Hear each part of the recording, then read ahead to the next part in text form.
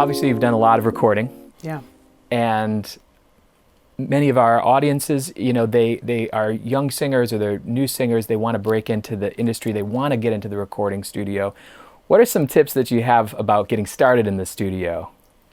That's a hard one. I mean, I came along in the 1920s when it was, you know, you gave a cassette tape to someone and you had a demo and you got to go work. I also went to Berkeley where we had studios to work in. Yeah.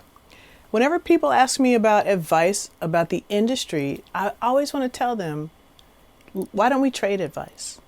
Because the industry is so ever changing. I don't have a lot of advice about this industry.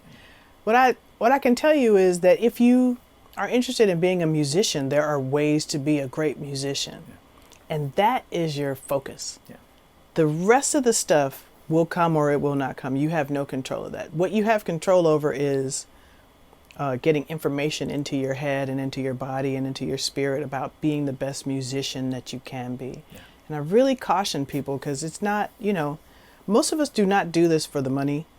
There's like the top 1% that are, you know, touring this summer and making $500 million. And we love them all, but the rest of us, a lot of us are working other jobs so that we can pursue music because it's our passion. Yeah. So music is it's a passion play. It's not an industry play. Yeah. If that is your desire, let me know how you figured it out because I'm still working on it. Nice. I'm still working. And it may look like, oh, well, you have 5 Grammys and you have 34 years in. I'm literally still only 3.5 blocks up the street from where you are. I love that. Have you had setbacks or blessings in disguise? Absolutely. Yeah. Absolutely. I mean, I got dropped from my first label at the start of my second record and I was devastated. Mm-hmm. Yeah. But it turned out to be a really good thing. So many things have come in and out of my path. Yeah. And you just have to trust. That's where the faith comes in. You have to trust that you're on your path. You know what your sort of ministry is. You know what you're supposed to be doing, and you stay on your path. Mm-hmm. Yeah. I've loved, and I think many people have loved, that it seems with your career you've not chased trends.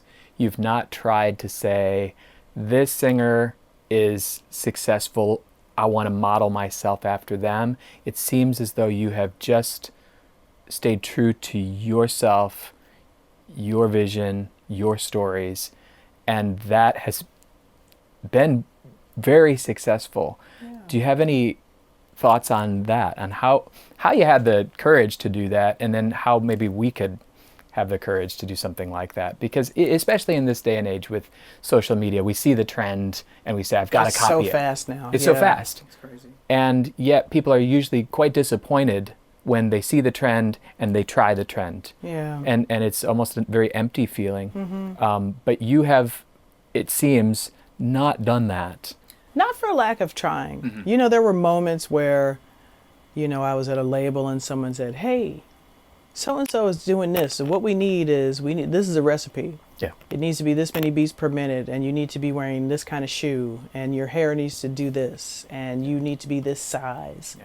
And we need these producers, and you need to be singing at this tempo. And, you know, those things happen. I think that ultimately I have so much respect, particularly for women in this business that came in understanding what their power was. I didn't understand that at 19 when I got signed. I was at Berkeley. I was a college student, and they were just dressing me up like a little Barbie doll. I didn't understand that. And then it became quickly clear that my voice was so mature that nobody really knew what to do with it or how to market it. Yeah. And so, you know, bravo to those of you that understand who you are. That's a big part of it. Mm-hmm. Making sure that you understand who you are intrinsically before you even get started. Yeah. And then again, the trends have to do with the music industry. Yeah. What you are dealing with, if you are watching this, I'm going to assume that you're passionate about your study and about your craft and about your instrument.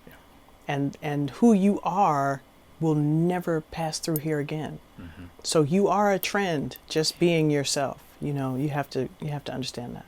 best advice I think I've heard. I mean, that's tremendous. Thank you for that. Yeah. Your talent and your stuff are not always equal. Do you know what I mean? I think so, yeah. There are a lot of people that probably don't sing as well as you do, that have a whole lot of stuff. And you look around and you feel like, well, where's my stuff?